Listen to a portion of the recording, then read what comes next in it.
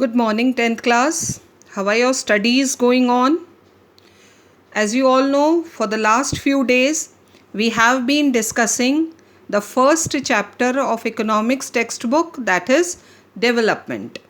We have learned about what is the meaning of development, then World Development Report, per capita income, and in yesterday's class, we have gone through HDI. What is the meaning of HDI? Human Development Index, a report which is prepared by UNDP comparing countries on the basis of various criteria. And then they are categorized as developed, developing, and underdeveloped. So the issue of development has been with us throughout the lesson. हम हमेशा development की ही बात करते आ रहे हैं. And when we have started the lesson, हमने समझा था एक्चुअली डेवलपमेंट का मतलब होता है to be in a better position, to grow, आगे बढ़ना. और वही चीज़ हमने इस चैप्टर में डिस्कस करी. पर्सनल डेवलपमेंट से लेकर, एक ह्यूमन बीइंग के पर्सनल डेवलपमेंट से लेकर टिल द नेशनल डेवलपमेंट और कंट्रीज का डेवलपमेंट. तो totally what we have been discussing in this chapter is development. So now the topic comes sustainability of development. ये वर्ड ने कुछ स्ट्राइक किया. ये वर्ड हम पहले भी पढ़ चुके हैं. रिमेंबर, ज्योग्राफी के फर्स्ट चैप्टर में we had discussed sustainable development. Of course student, the meaning remains the same. ऐसा नहीं कि इकोनॉमिक्स में आके उसका मतलब बदल गया है. सस्टेनेबल डेवलपमेंट जो ज्योग्राफी में था, वही मीनिंग सस्टेनेबल डेवलपमेंट का यहाँ भी है, क्योंकि इसका एक ही मतलब है. So that we are going to discuss today कि when we are talking about countries development, और अगर हम पता करें, देखें, तो कोई कंट्री पीछे नहीं आना चाहेगी, है ना. Everybody wants to develop and that is with various countries also, है ना. तो countries always want to develop, है ना. जो आज उनका लेवल ऑफ डेवलपमेंट है, they always want to go up further, है ना. आगे बढ़ना चाहेंगी कंट्रीज. और अगर आगे नहीं भी बढ़ पा रही हैं, तो जो प्रेजेंट लेवल ऑफ डेवलपमेंट है, at least they want to keep up with that level. पीछे कोई नहीं जाना चाहेगा.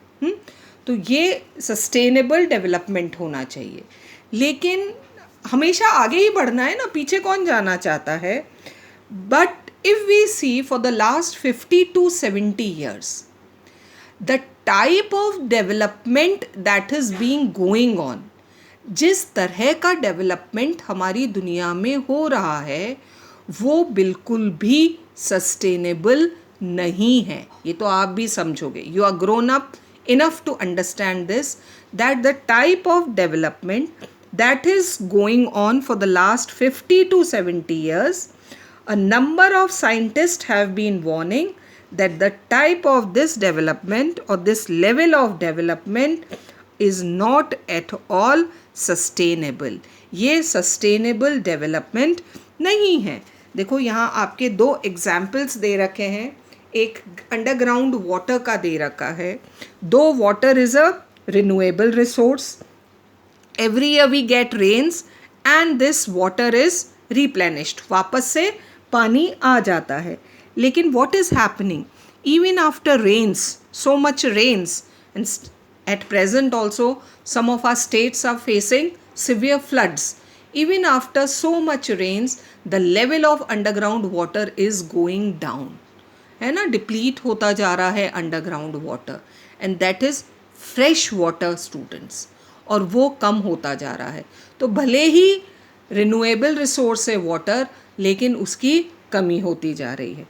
अनदर एग्जाम्पल, चल ठीक है, ग्राउंड वाटर तो रिन्यूएबल रिसोर्स है, हम किसी तरह से उसकी कमी पूरी कर सकते हैं. But what about crude oil, non renewable resource. अगर ये क्रूड ऑयल ऐसे ही कम होता रहा जिस तरह से हम अभी उसको यूज़ कर रहे हैं, सो अगर ऐसा होता, and we all know that it is non renewable. एक बार अर्थ में से निकाल लिया हमने oil, it won't come there for millions of years. Of course it takes millions of years to create a reserve of crude oil. तो ये तो हम सब जानते हैं. But if it gets exhausted, और जैसा कि बताया जा रहा है, इट्स बीन एस्टिमेटेड कि अभी जो अर्थ पर क्रूड ऑयल का रिजर्व बचा है, it will last only for the next 50 years, maximum 50 years, your life time, है ना, मेरा नहीं लेकिन आपका लाइफ टाइम. ठीक है. So what will happen after that? अगर हम इसी स्पीड से इस क्रूड ऑयल को यूज़ करते रहे, what will happen one day? ख़त्म हो जाएगा. वाटर तो फिर भी किसी तरह से रिन्यू हो जाता है after rains, but what will happen with crude oil? जिस स्पीड से हम इसको यूज़ कर रहे हैं, a day will come in future when there will be no crude oil. So बहुत सोच समझ कर हमें रिसोर्सेज को यूज़ करना है. Now tell me, do you remember the definition of sustainable development? क्या थी? A type of development which does not harm the environment, जो अर्थ पर एनवायरमेंट को हार्म नहीं करता है, and the most important thing, does not compromise with the needs of future generation. That type of development is sustainable development. So if we keep on using this crude oil with same speed जो आज हम use कर रहे हैं, तो क्या हमारी future generations के लिए ये क्रूड ऑयल बचेगा? क्या हमको ये छोड़कर जाएंगे रिसोर्स? नहीं. So this is it. What we need is, we need to have sustainable development. और अगर ऐसा ही डेवलपमेंट चलता रहा, जिस तरह का स्पीड भी और जिस तरह से we are harming our environment more, development के नाम पर हम अपने एनवायरनमेंट को हार्म ज़्यादा कर रहे हैं, तो बहुत मुश्किल हो जाएगी. Because if there is environmental degradation, it does not respect national और स्टेट बाउंड्रीज. एक कंट्री में होने वाला कोई भी अगर लीकेज होता है किसी न्यूक्लियर प्लांट से या किसी केमिकल प्लांट से, so it not only harms the near by areas, उसका असर बहुत दूर दूर तक होता है. क्योंकि अर्थ पर भले ही हमने बाउंड्रीज बना रखे हैं, but there are no boundaries in the sky. Space में कोई बाउंड्रीज नहीं है. तो if pollution spreads, it not only spreads in one country, but it goes from one country to another. So it is not a problem of particular country or particular region. अगर environmental degradation होता है, then it's going to harm the whole of the world. So our future is linked together. World में हम ये नहीं कह सकते कि भाई हमारे कंट्री में ऐसा नहीं हो रहा है. Developed countries are creating more pollution, but there is वो पॉल्यूशन कहीं ना कहीं पूरे वर्ल्ड को हार्म कर रहा है. और अगर कुछ नुकसान होगा तो वो पूरे वर्ल्ड को होगा, क्योंकि एनवायरनमेंट तो आपस में जुड़ा हुआ है. So only sustainable development can stop this. हाँ, तो what type of development we need today? That is sustainable development. So the scientists, the economists, philosophers, they all are working together because they want sustainable development. See, अगर हम कहें अच्छा environment खराब हो रहा है, stop development. Can we stop developing? ये तो possible नहीं है ना. So we need to change the type of development. आज हम जिस तरह का development कर रहे हैं, that is harming the environment more. So leaving this type of development, we need to adopt the strategy of sustainable development. Then only we can develop, because we cannot stop developing.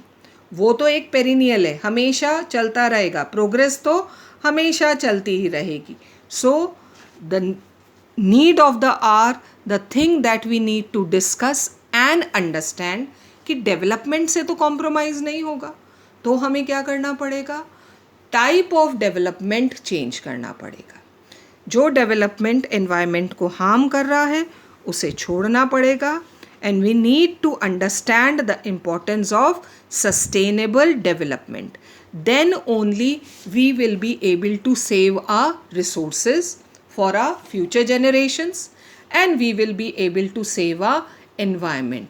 हम अपने लिए एक better environment create कर पाएंगे. So with this we come to an end of our first chapter, that is economics. Go through the lesson again. It's not a very difficult chapter. कुछ points हैं जो आपको अच्छे से समझने हैं. मीनिंग ऑफ डेवलपमेंट, देन वो development goals for different categories of people, income and other goal, what is per capita income, how various states in India are categorized, जो भी अलग अलग क्राइटेरियाज हैं उनके.